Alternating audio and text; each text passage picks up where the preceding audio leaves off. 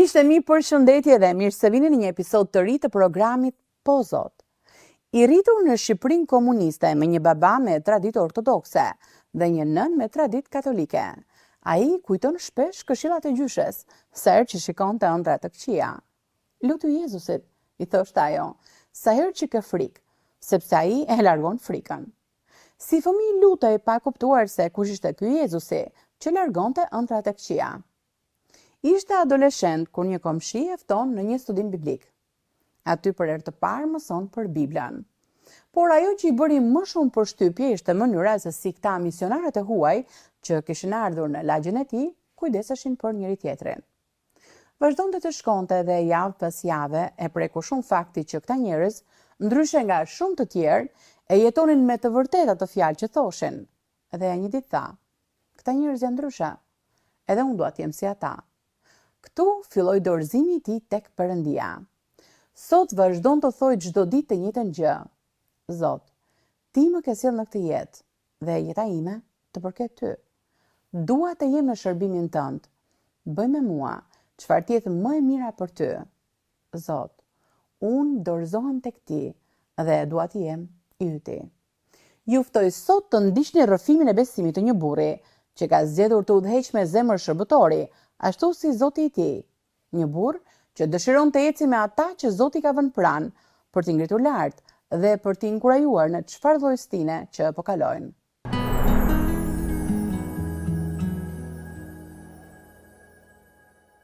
Po, unë jam Ilir Stambulliu, edhe jam nga Lushnja me origjinë. 26 vjet të jetës time i kam jetuar tamam nga bubullima e Lushnjës. Edhe jam i martuar me Megin, kemi 3 fëmijë, 2 çuna edhe një vajzë.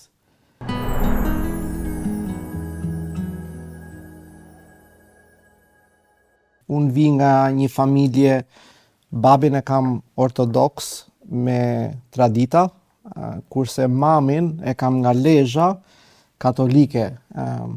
Edhe historia se si e kam njohur Zotin ishte që në fëmijëri më mend nga gjyshja, nga ana e mamit në Lezhë, kur unë isha 7-8 vjeç, kisha ëndra ndoshta të këqija gjatë natës, edhe zgjohesha në mëngjes edhe vija aty tek vatra, te sofra, ku ishte zjarr, edhe i thosha gjyshes që mëram pa ta ëndra të këqija, edhe ajo më thoshte mua, po lutju Jezusit.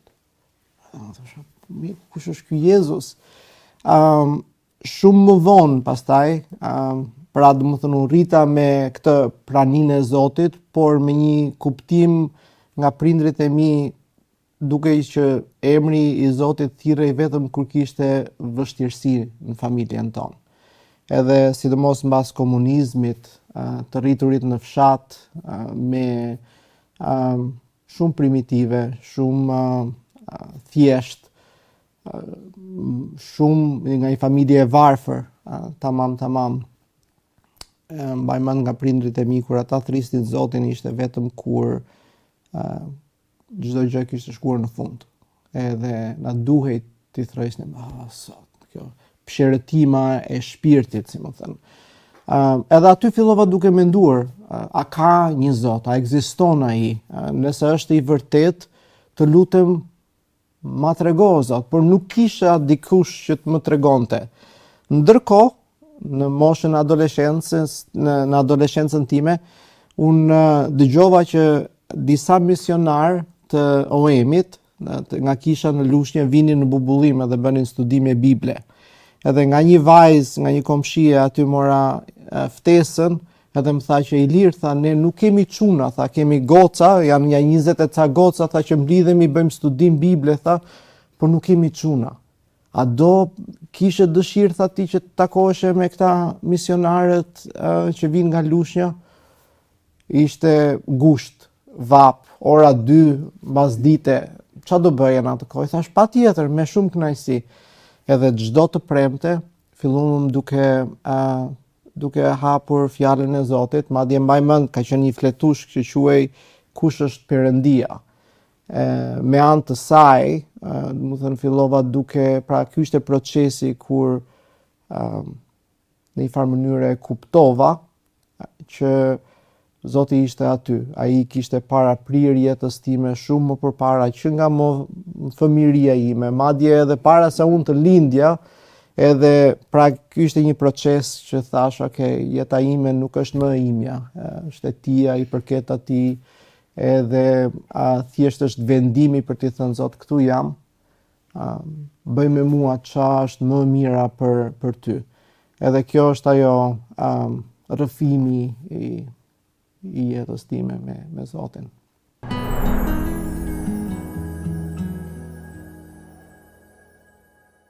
Mbasi filluam duke u takuar çdo javë rregullisht me disa nga njerëzit që vinin nga kisha në Lushje, edhe ishin duke bërë studime biblike. Për mua ishte shumë e veçantë mënyra se si ata kujdeseshin për njëri tjetrin.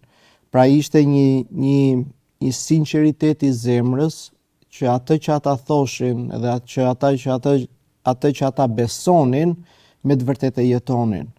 Edhe aty e pash që thash, wow, do të thënë këta njerëz janë me të vërtetë ndryshe, edhe unë dua të jem një si këta, dua të kem këtë lloj karakteri në jetën time. Duke mos e ditur që çdo gjë ishte e rrënjosur në fjalën e Zotit mbi jetën e tyre, por pak nga pak fillova edhe unë duke thënë që okay, duhet ta marr këtë si gjën më primare, gjën më të vërtetë, gjën më të rëndësishme të jetës time. Edhe aty vendosa me ti them po Zotit Jezus. Ka qenë edhe një gjë tjetër, në fakt, në ato kohë, ishte unë patjetër që kisha një uri për fjalën e Zotit, e lexoja shpesh, madje fillova duke u lutur, edhe ishte ai momenti kur, si më thënë, ja dorëzova, kur një dorëzim total, e them, Zot, unë jam i joti, ne jemi 2 fëmijë, jam unë edhe motra, edhe i thash, Zot, ti më ke sjellë në këtë jetë, jeta ime të përket ty, kështu që unë dua të jem në shërbimin tënd. Bëj me mua që është më mira për ty. Dhe në ato kohë kisha një pastori im, Andi Rasa, nga Lushnja, duket që ndoshta pa diçka ndryshe, sepse edhe kjo ishte një gjë tjetër. Në fshatin tim shumë njerëz e dëgjuan ungjillin. Kishte njerëz çuna që ishin ndoshta më të zgjuar se unë, ndoshta më të pashëm se unë, ndoshta më mirë se sa unë. Por kjo ishte ai momenti kur thash, po ç'pati Zoti me mua? Pse mua? Kush jam unë? Jam asnjëri, jam hiçi. Edhe në ato momente isha adoleshent, 16-17 vjeç. Maj mend që pastori im më sfidoje, më tha që shikoj Ilir, tha, unë dua tha që ato dhuratat, dhuntit që Zoti ka vendosur me ty të vazhdosh ti vesh në punë. Edhe kam dëshirë që të shkosh në shkollë biblike. Fillova duke u lutur për të shkuar në shkollë biblike, sapo mbaroja gjimnazin, edhe vendosa të shkoja në IBSH, në Institutin Biblik Shqiptar në Durrës në atë kohë. Ishte viti 2002. Edhe u thash prindërve, edhe ata ata ishin gjithmonë liberal, në kuptimin e asaj që shiko, besimi është i joti, ne e vlerësojmë atë, por do ishte më mirë për ty të shkoje në një shkollë, të merre një diplomë në një arsim tjetër, dhe këtë punën e teologjisë e bën ndoshta edhe më vonë. Por unë në veten time ishte ajo thirrja e brendshme e zemrës që thosha jo, do t'i përkushtohem kësaj, edhe kam shkuar në IBSH, isha 18 vjeç, edhe i rrethuar me pastor të tjerë atje, thash, wow, domethënë po unë ç'dua këtu, prap ishte një moment që thosha po unë si përkas kësaj tavoline. Pra ishte ai momenti ku vazhdoja duke kërkuar edhe duke shikuar veten time që jam thjesht një gisht i vogël. Qa mund bëj një gisht i vogël?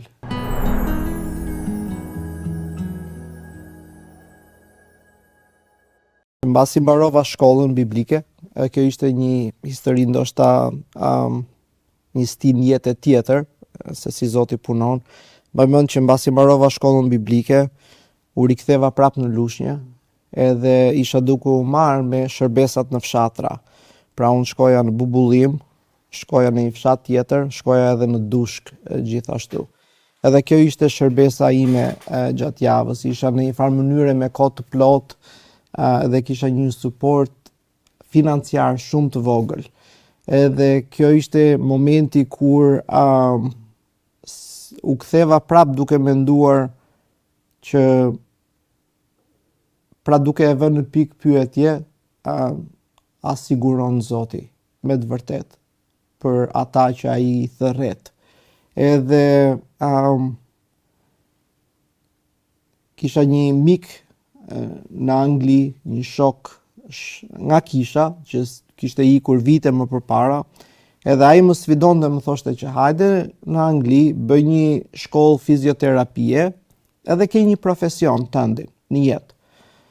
Edhe kjo ishte shumë tunduese për mua, që unë që rria në fshat jetoja me tim më, mbasi i matë është u largua nga jeta, kur unë isha 20 vjeç, isha në shkollë biblike, në fakt kur babi ndroi jetë, edhe e mbaj mend që ishte ajo thirrja duke i kërkuar Zotit, Zot ma trego ti vullnetin tënd.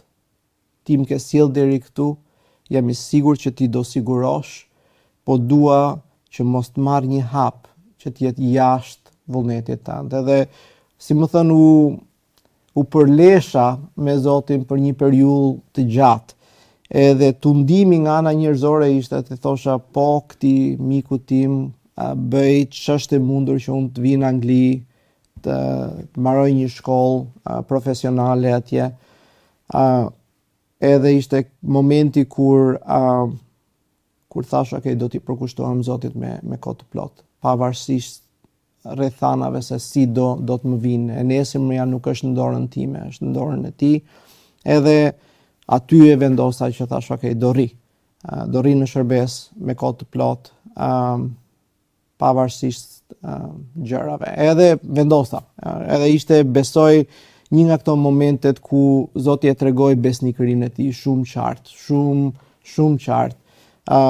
Pra gjërat nuk ndryshuan, nuk është se ndryshuan menjëherë. Pastaj pak më vonë unë njofa dikë tjetër, një mik nga Amerika i cili më ftoi për të bërë një trajnim në Amerikë për 2 vjet. Edhe me idenë që ato gjëra që ne kemi atje të mira, ti marrësh edhe të vish edhe ti aplikosh në Shqipëri, në kishën tënde. Ajo ishte një gjë tjetër për mua, ishte gjë e madhe, të kapërceja nga Lushnja, ta mendoja t'ikja në Amerikë, t'jetoja atje për 2 vjet, t'lija mamin vetëm, të ve në fshat.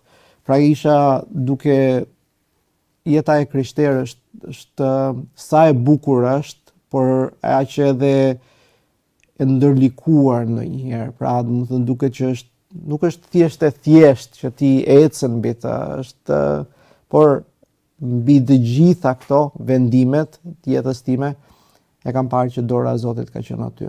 Më ka udhëhequr, më ka mbajtur. I thash jo këtij shoku tim, miku tim në Angli, kur kjo oferta për të shkuar në Amerikë, mora një kohë, ndoshta një 4 muaj, lutje, edhe në fund fare i thash, okay, pra ishte edhe një rikthim i asaj vendimit tim që a dua unë t'i shërbej Zotit me gjithë jetën time. Unë nuk e di se çfarë do ndodhi nesër, nuk e di a do kem një lek mjaftueshëm të krijoj një familje timen, të siguroj për gruan, për fëmijët, nëse Zoti do më japi nesër. Edhe i thash, okay, Zot, unë dorëzohem në dorën tënde. Duhet jemi joti, të kam thënë kështu që në fillim, kur të njoha, të dhash jetën time, tani pse duhet jo të vem në provë, po të dyshoj. ty. Edhe i thash po zotit, shkova në Amerikë, ajo ka qenë një eksperiencë tjetër, pastaj një kapitull tjetër i jetës time. Isha 26 vjeç, isha beqar, mendoja që ndoshta edhe këtë i druesha, po sikur Zoti të ketë një person tjetër atje, e cila mund të jetë gjysma e jetës time, gjithashtu. Edhe pas disa muajsh thash, kulturat ishin komplet ndryshe. Kështu që thash, okay, po fokusohem tek ky trajnimi, edhe me dëshirën për të kthyer në Shqipëri. Pra kjo ishte që nga momenti i parë, derisa takova Megin, tim shoqe. E mbaj momentin kur e kam takuar ata, ishte në një restorant, edhe ajo erdhi, ne ishim të gjithë një shoqëri e madhe, ndoshta një 20 veta, të gjithë beqar, sepse ata kishin këtë shërbesa e beqarve që takoheshin çdo të martë, edhe ishte vetëm një karrige hapur përballë meje. Kështu që Megi erdhi ul aty, mbasi kishte mbaruar punën në një restorant shumë ngjitur, edhe u prezantuam me njëri tjetrin. Edhe ajo më tha që unë jam, tha, nga këtu, tha, po kam jetuar, tha, në Papua Guinea e Re. Thash, ku është kjo Papua Guinea e Re? E në atë kohë se dija, ishte 2009 viti, nuk e dija, kemi pas celular që të hapnim atë, më duhet shkoja në shtëpi dhe ta shikoja në kompjuter ku ishte Papua Guinea e Re, të njëjtën pyetje kishte edhe ajo për mua, po ti, tha, nuk je nga këtu, jo, jam edhe unë i huaj, thash, jam nga Shqipëria. Po ku është Shqipëria, tha? Për mua ishte më e lehtë, thoshe që është midis Greqisë dhe Italisë. Edhe e kuptova që në atë moment që Megi ishte ndryshe.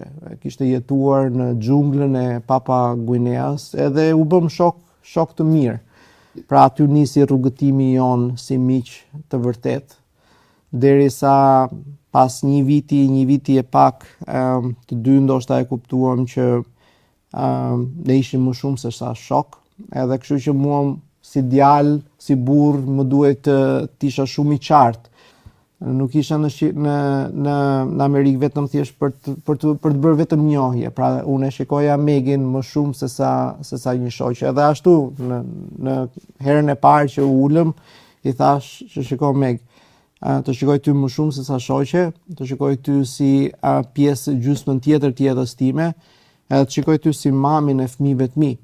Nuk jam këtu thjesht për të njohur ty pak më shumë, të kam njohur, i besoj Zotit, a je ti e gatshme. Por, kjo ishte një kusht tjetër. E mbaj mend dhe momentin, i kam thënë që shiko, duhet dish një gjë përpara se sa ti të më thuash po. Edhe kjo është, i thash, midis teje edhe Zotit. Unë jam shqiptar, i thash. Edhe jam i sigurt, për këtë jam 100% i sigurt që Zoti do më thrasi një ditë në Shqipëri për t'i shërbyer atij. Edhe dua që ti t'jesh 100% e qartë mbi këtë, sepse nuk doja që gjatë rrugës pastaj ti thosha po sikur. Pra që në fillim unë e kisha në një farë mënyrë shumë të qartë brenda vetes time, që do kthehesha në Shqipëri. Doja, ishte kjo dëshira, ishte pasioni i zemrës, ishte një thirrje, ishte si puna e asaj këmishës që se shyen dot, është pjesë e jotja, që doja të kthehesha dhe ti shërbeja Zotit në Shqipëri. Ai u përgjigj pastaj. Shumë, ndoshta një dekadë më vonë, jo në momentin kur doja.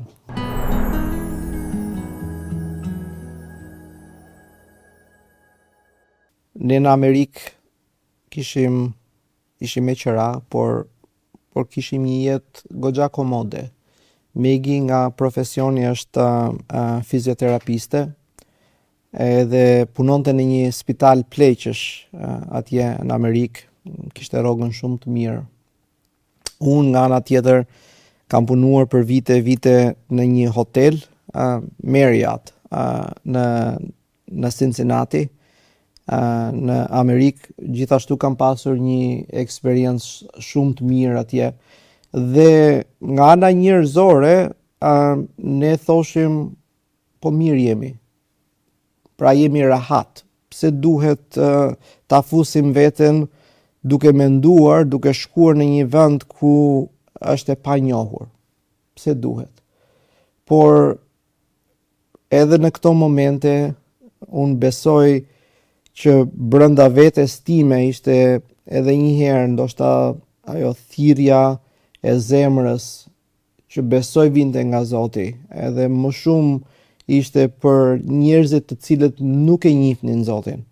Pra kur unë mendoja për të rikthyer në Shqipëri, isha atë që unë mora nga Krishti, atë vetë, atë doja që t'jepja tek të tjerët. Edhe më kujtohet ajo historia kur Gjoni i tregon Andreas për Jezusin, edhe Andrea shkon me një herë, mbasi po e ndiqte Jezusin, dhe i thot Pietrit, Simonit, vllait ti, hajde, sepse e kemi gjetur tashmë Krishtin. Edhe Pietri vjen tek Jezusi. Ndoshta ishte kjo ajo thirrja e zemrës, që atë që unë kam, të qenit i krishter, pra unë nga çdo gjë tjetër, është si i marr vendimet e jetës time, si e mendoj jetën, qoftë vendime të mëdha, qoftë vendime të vogla, është duke u konsultuar me Zotin. Duke i thënë Zot, më drejto ti në këtë hap, më drejto ti në këtë hap, më drejto ti në këtë hap. Edhe ishte ky pikërisht ai momenti kur i thash e ndjeja brenda vetes time që duhet kthehesha. Ndërkohë që Megit ja kisha treguar që në fillim që edhe ajo ishte shumë e qartë që ndoshta një ditë Zoti do na thriste. Por ishin edhe në një farë mënyre dy pyetje që qëndronin të pa përgjigje. Ishte ku edhe çfarë. Këto ishin dy pyetje që na mbanin ndoshta për një periudhë goxha të gjatë në Amerikë. Ishte ku do shkojmë, në çfarë qyteti, edhe çfarë do bëjmë atje. Por duket që në 2017 Zoti duket sikur u përgjigj të dyja këtyre pyetjeve. Aty takuam një dy familje shqiptare që kishin dëshirë të bënin një kishmbjellje në Prishtinë. Edhe ata na sfiduan edhe thanë që o Ilir edhe Megin e kemi shumë dëshirë që ju të na bashkoheni neve. Me sinqeritet, edhe ne pyetëm njëri tjetrin, edhe thamë po kemi kaq vite që lutemi, pse jo? Ç'a na pengon ne? Këto gjërat materiale, jeta këtu në Amerikë, ndoshta, po ne kemi thënë Zotit po, jemi të tjetë. Edhe në atë moment thamë që, okay, do vim, u thamë këtyre shokve. Edhe ka qenë ai vit 2017 që ne jemi zhvendosur në Prishtinë, edhe kemi shërbyer aty me një kishmbjellje për 2 vjet e gjysmë. Edhe ato 2 vjet e gjysmë me thënë të drejtën ka qenë tamam test. Dukesh sikur futesh në furrën e druve edhe çdo gjë valon. Pra për mua ishte sepse po kthehesha mbas një dekade nga Amerika në vendin ku flitet shqip, por kultura ndryshonte. Koha kishte ndryshuar gjithashtu. Unë isha rritur në Lushnjë, në një fshat ortodoks, të shkoje në Prishtinë ku theksi ishte ndryshe, vetëm, domethënë, mendonin se mos kishim një kulturë të përbashkët, por ishte ndryshe. Për Megin gjithashtu ishte vështirë sepse ajo nuk është se ishte rritur në trojat tona, plus që kishim edhe 2 fëmijë të vegjël. Mbaj mend, kemi pas djalin e madh 3 vjeç, edhe vajzën e kemi pas 9 muajshe kur ne kemi ardhur. Edhe unë isha duke shërbyer si pastori i kishës aty, edhe më duhej të predikoja të diel pas të diele, të diel pas të diele, edhe plus edhe me shumë marrëdhënie, që është në një farë mënyrë është dëshira ime, është dhuntia ime, por që nuk kanë qenë të lehta. Kjo koha në Prishtinë ishte vërtet sfiduese dhe në një farë mënyrë na konsumoi. Erdhëm në atë pikë sa që thamë, wow, ky është misioni, nuk qeka e lehtë. Edhe vendosëm që të ktheheshim sërish në Amerikë. Për një periudhë kohe, duke menduar që ndoshta do marrim një lloj rifreskimi, inkurajimi atje, po prap ne të dy ishim të bindur që Zoti do na rikthente sërish. Ndoshta unë mendoja se mos do ishte çështje 1 muaj ose 2 muaj. Thosha, se shkojmë atje 2 muaj, marrim një inkurajim e kthehemi prap. Megi mendon të ndryshe, ajo thoshte që ndoshta do marri, ndoshta edhe vite. A je gati ti besosh Zotit që ti qëndrosh. Nuk është për shkakun tënd, nuk është për ty. Edhe me thënë të drejtën azuri edhe Covidi andej. Kështu që gjatë kësaj kohe ishte një kishë në Chicago, e cila na ftoi të ishim pjesë e asaj kishe, e një trajnimi, rifreskimi, edhe ata thanë që ne kemi dëshirë për njerëz që i kanë thënë po misionit, ne thjesht duam të jemi inkurajim për këta njerëz. Pra të sigurojmë në një farë mënyre erën që varka jote të vazhdojë dhe të eci. Edhe kjo koha tek Orchard, tek kisha në Chicago, ka qenë një bekim i jashtëzakonshëm për mua edhe Megan. Edhe pastaj vendosëm që të ktheheshim në Tiranë.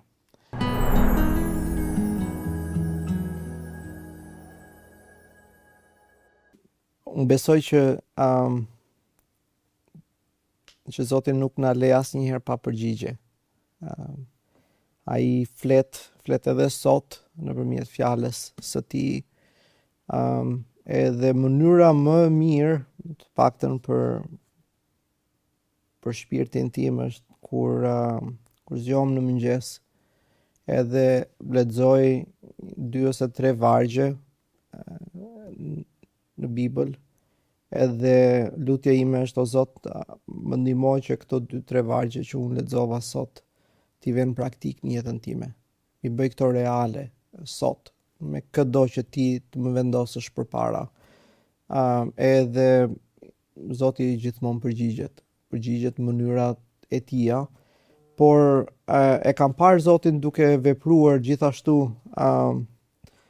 edhe në vendime goxha të vështira gjithashtu në jetën time.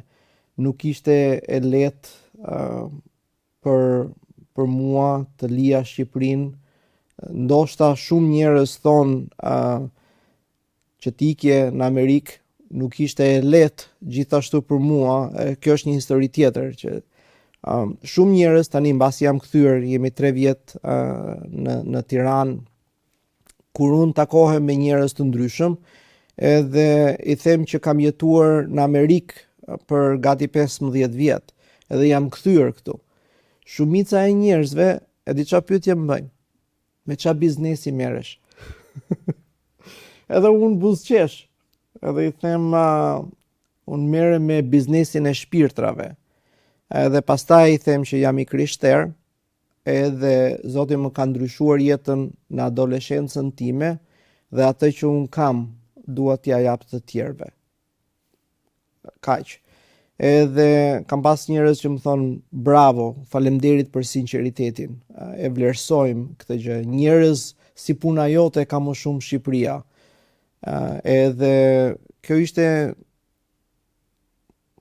por do të kujtoja kohën kur më duhej të lija rehatin e Amerikës, e ti thosha po. Edhe në një farë mënyre mund t'i përgjigjesh misionit me një po për të shkuar, por është një po tjetër që është ndoshta më e vështirë. Është poja për të ndëjtur. Poja për t'i qëndruar këtu. Ditë pas dite, vit pas viti. Edhe kjo ndonjëherë është më e vështirë. Është t'i thuash Zotit, Zot, ti më ke thirrur, jam i joti, jam këtu. Ndonjëherë as vetë unë nuk e kuptoj, s'jam i qartë se pse jam këtu, por jam i sigurt në dorën tënde.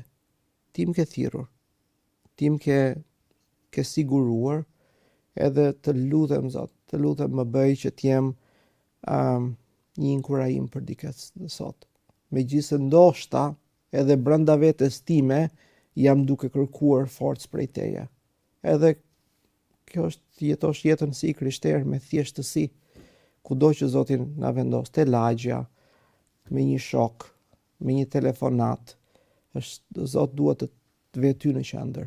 Duhet të vë ty në qendër në çdo gjë. Në një mesazh ndaj dikujt. Zot si po të vë ty në qendër. Edhe kjo është sfidë,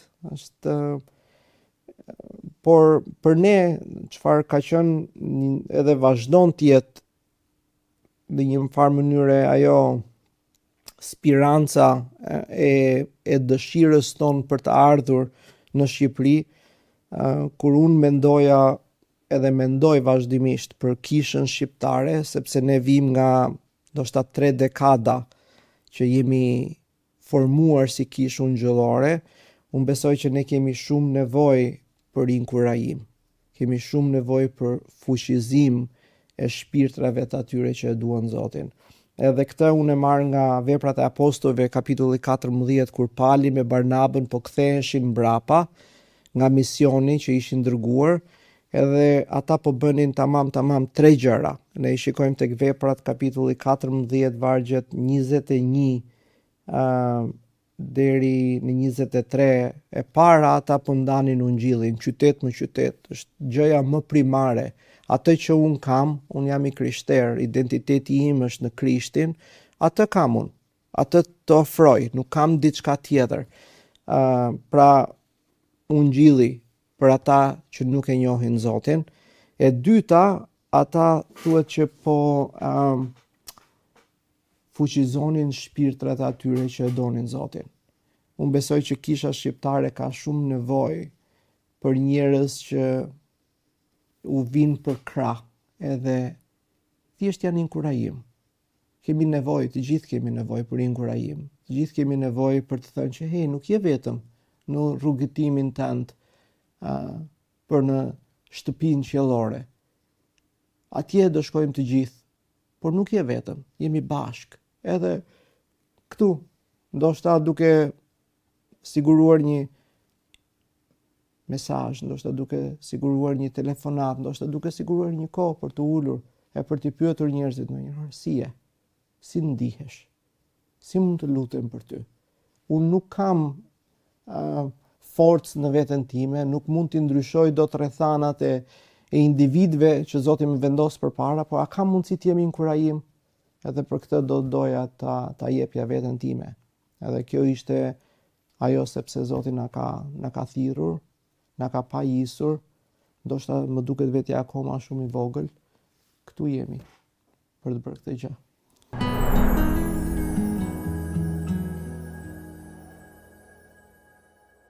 Ndonjëherë gjithmonë kthehem edhe një herë tek fillesat e mia. Pra atë që unë pash tek të tjerët duke e bërë për mua, thjesht duke ndar bukën, duke ndar kohën, duke ndar nga jeta e tyre. Pra duke i parë ata se me të vërtet se si e ndiqnin Zotin Jezus.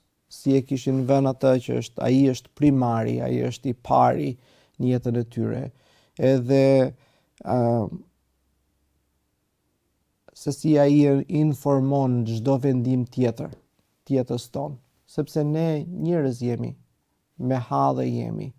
Edhe kisha shqiptare gjithashtu, drejtuesit shqiptar. Pra të gjithë jemi në një rrugëltim. Unë nuk mund të them që unë jam më i pjekur, jam më i matur, jam më i zgjuar se një vlla i imi, që është duke i shërbyer Krishtit me delet, me tufën e Krishtit. Por dëshira ime është si të jem ndim, si të ulem, si të rrim ata, si të marrim këto, si të dëgjoj, si të qëndroj me një vlla timin, si të marr këto gjëra të themi, a ja hedhim barrën ton atij i cili kujdeset shumë më mirë për ne. Edhe kjo është ajo, këtë bëj me, ndoshta ka të bëjë edhe me dhuntin, ndoshta ka të bëjë edhe me atë që Zoti na ka pajisur, ose po këtë e bëj me shumë gëzim, e bëj me shumë dëshirë, me pasion, të qëndroj, sepse vetë kam qenë i tillë, vetë kam qenë nevojtar, vazhdoj të jem, edhe unë gjithashtu kam nevojë për njerëz të cilët më vinë afër dhe më thanë si jeti, si po ecën, çfarë janë sfidat më të mëdha që ti ke, si jeti me prindërimin tënd, ke 3 fëmijë të vegjël, jetojmë në një botë që ndoshta ka ndryshuar ashtu sikurse ne jemi rritur. Si merresh ti? Edhe këto janë ato gjëra që unë dua ta bëj me vëllezërit edhe me motrat e mia që janë duke i shërbyer Krishtit. Dua t'i inkurajoj ata që nëpërmjet shumë sfidave të gjithë do hyjmë në mbretërinë e qiejve. Edhe kjo është gëzimi më i madh. Pra kjo është toka e cila po na përgatit për Jeruzalemin qiellor, të cilin mezi e presim të gjithë. Kjo është një pyetje shumë e mirë, se si një besimtar i ri ta bëj rrugën e tij të pastër.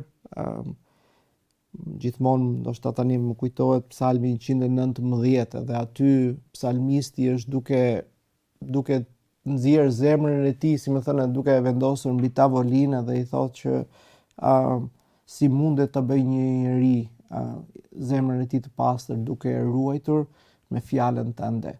Edhe ne kemi nevojë për shembuj konkret. Edhe kjo është ajo që ndoshta do t'i ofroja një besimtari të ri. Është vetja ime. Unë nuk kam diçka më shumë se sa t'i them a ecim bashk, a marrim një përkushtim bashk, duke i parë, duke i hedhur syt tanë mbi Krishtin.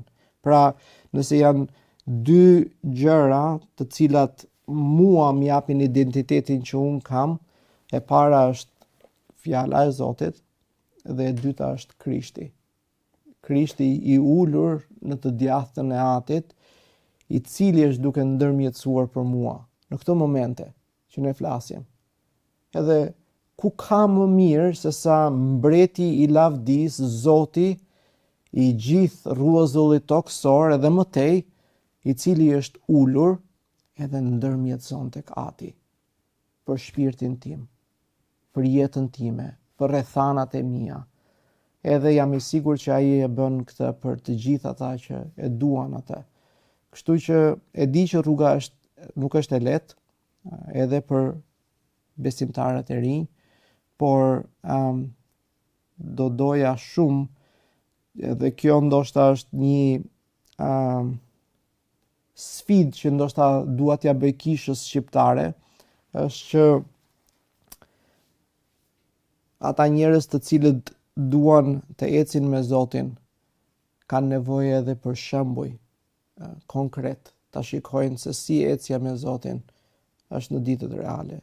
Ne jo të gjitha ditët i kemi fush me lule, jo të gjitha ditët ne ngrihemi edhe jemi të mbushur e të plotësuar me gjumë. Jo të gjitha ditët ne i kemi gjërat që na shkojnë ashtu sikurse duhet.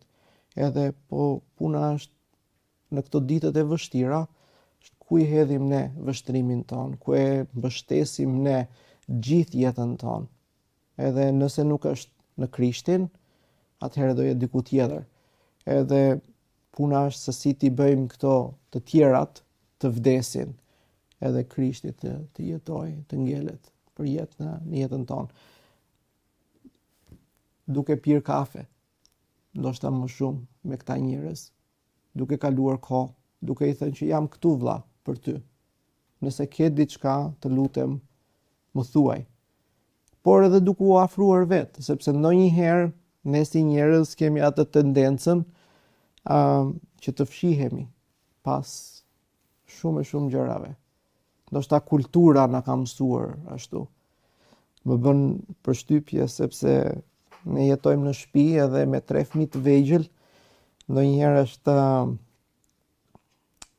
unë prirëm më shumë se si reagojnë fëmijët e mi hase na dëgjojnë komshin, ule zërin, në vend që të them ule zërin sepse Krishti është qendra e familjes tonë, edhe ne nuk duhet ta trajtojmë njëri tjetrin në këtë mënyrë që po e trajtojmë.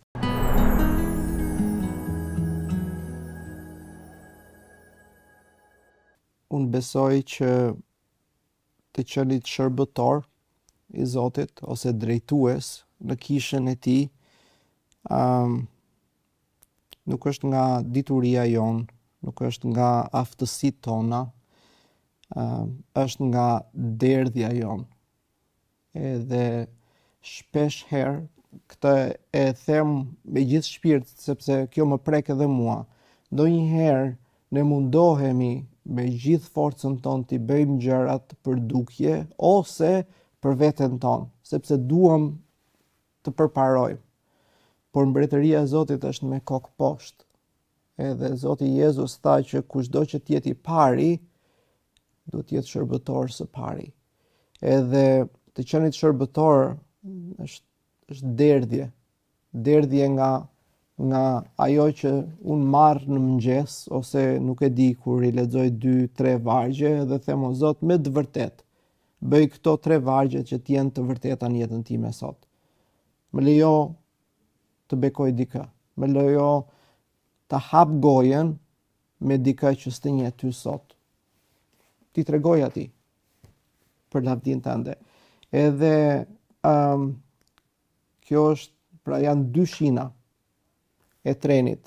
E para është kur ne mundohemi t'i bëjmë gjërat me forcën tonë, duke arritur për lavdinë e Zotit, dhe e dyta është kur ne i bëjmë gjërat duke u derdhur.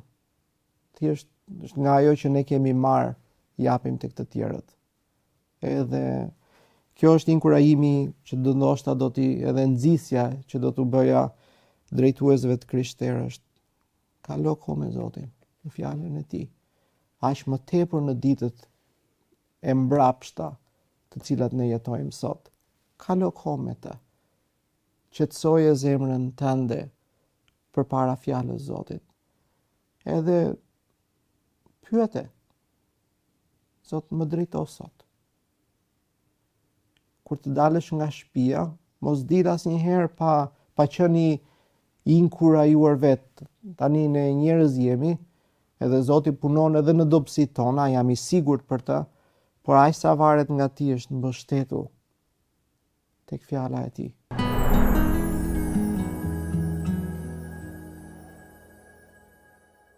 Në një botë që lartëson pushtetin, famën dhe suksesin personal, Jezusi na paraqet një model krejt ndryshe. Modelin e shërbimit me përullësi. Një nga mësimet më të mëdha nga biseda jonë sot ishte kur pyetja çfarë mund të fitoj unë nga kjo gjë, zvendçohet nga pyetja si mund të shërbej, si mund të derdhem unë sot për dikë tjetër. Një udhëheqës shërbëtor nuk është në atë pozicion për duar trokitje. Ai nuk kërkon lavdi personale dhe as vëmendjen e njerëzve.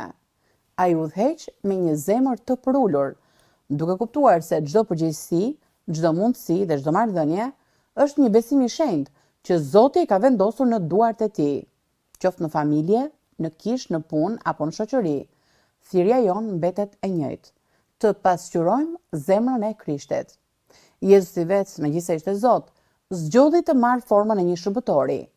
Ai lau këmbët e dishepujve, ai preku të harruarit, ai ngriti të rrëzuarit, ai shërbeu, edhe atëherë kur u keq kuptua, u refuzua dhe u tratua. Ky është thelbi i udhëheqjes së vërtet. Të jesh udhëheqës shërbëtor do të thotë të zgjedhësh besnikërinë mbi krenarinë, integritetin mbi interesin personal dhe bindjen ndaj Zotit mbi dëshirën për të dukur i rëndësishëm. Do të thotë të shohësh njerëzit jo si mjete për të arritur qëllimet e tua, por si shpirtra të çmuar që mbajnë mbi vete dashurinë e Perëndisë. Kur besimtari e sheh veten fillimisht si shërbëtor i Zotit, gjithçka ndryshon. Puna nuk është thjesht detyrë, ajo bëhet adhurim. Udhëheqja nuk është më kontroll, ajo bëhet përgjegjësi e shenjtë. Ndikimi nuk përdoret për lavdi personale, por për të drejtuar zemrat drejt Krishtit. Ndoshta shërbimi yt sot kaloi pa u vënë re. Ndoshta sakrificat e tua nuk marrin falënderime. Madje ndoshta lodhesh duke dhënë nga vetja për të tjerët. Por mos harro këtë të vërtetë të madhe. Zoti shet çdo akt dashurie, çdo sakrificë të heshtur dhe çdo zemër që shërben me sinqeritet. Në mbretërinë e Perëndisë, liderat më të mëdhenj nuk janë ata që qëndrojnë mbi të tjerët, por ata që përulen, për të shërbyer të tjerëve. Sepse forca më e madhe e një udhëheqësi nuk qëndron në pushtetin që mban, por në zemrën që ai ofron për të shërbyer. Deri në takimin tonë të ardhshëm, lutem që jeta e secilit prej nesh të jetë një dëshmi e gjallë e hirit dhe e dashurisë së Jezusit.